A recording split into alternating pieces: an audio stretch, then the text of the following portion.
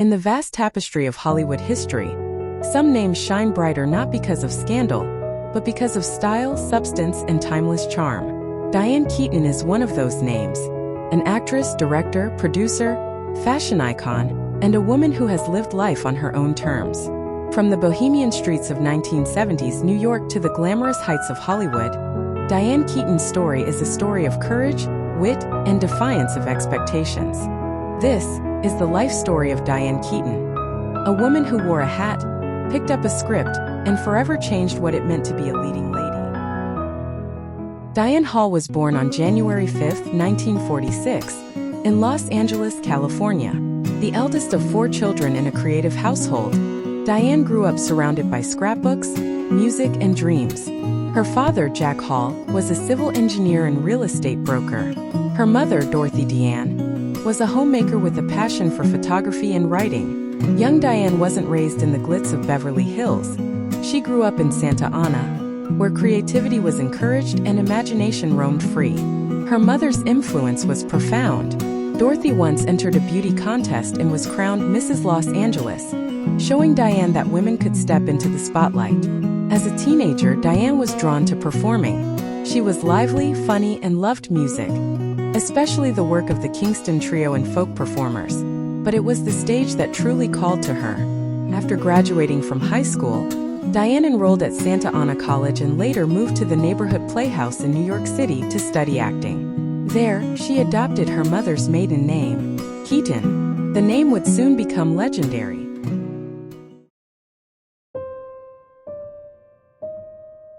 New York in the 1960s was alive with rebellion, art, and possibility.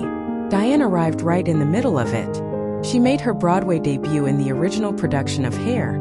But in true Diane fashion, she didn't conform. While the show was famous for its nude scenes, Diane refused to disrobe on stage. That decision, brave at the time, didn't end her career. It defined it. She was different, and she owned it. In 1968, she became an understudy in Woody Allen's Play It Again, Sam on Broadway. Soon, she took on the lead role and captured not only the attention of audiences, but also Allen himself. Her quirky timing, natural humor, and presence made her stand out. Hollywood came knocking.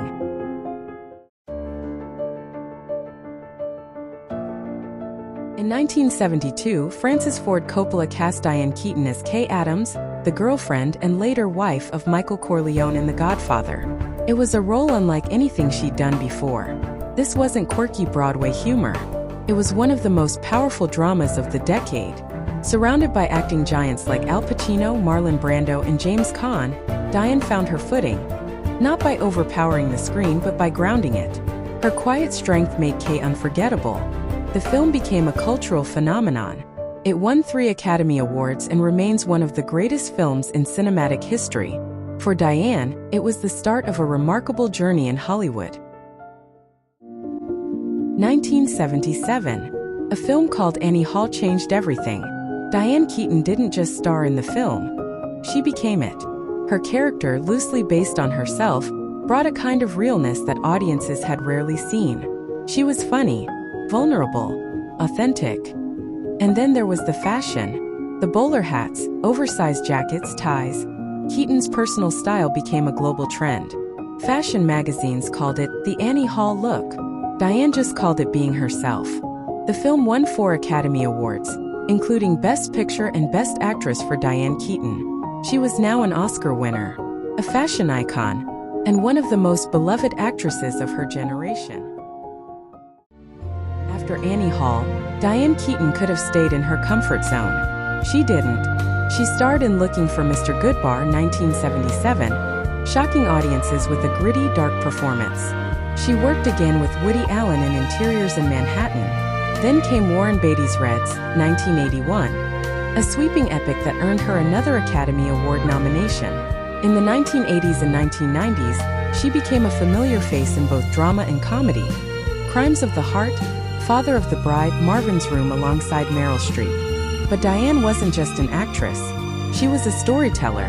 In 1987, she made her directorial debut with Heaven and later directed Unstrung Heroes and Hanging Up. She had a vision, and she wasn't afraid to lead. Many stars fade with time. Diane Keaton only grew brighter. In 2003, she starred opposite Jack Nicholson in Something's Gotta Give, a romantic comedy that not only broke box office records, but also earned her yet another Oscar nomination. Audiences loved seeing a mature woman as the romantic lead. Diane made aging on screen elegant, funny, real. She continued this momentum with Because I Said So, Morning Glory, and Book Club, charming a new generation of viewers. Through it all, she never lost her sense of humor or her signature hats. Diane Keaton's life is about more than Hollywood. She's a passionate photographer, preservationist, and author. She's written several books, then again a touching memoir about her mother, Let's Just Say It Wasn't Pretty, and brother and sister about her family's struggles.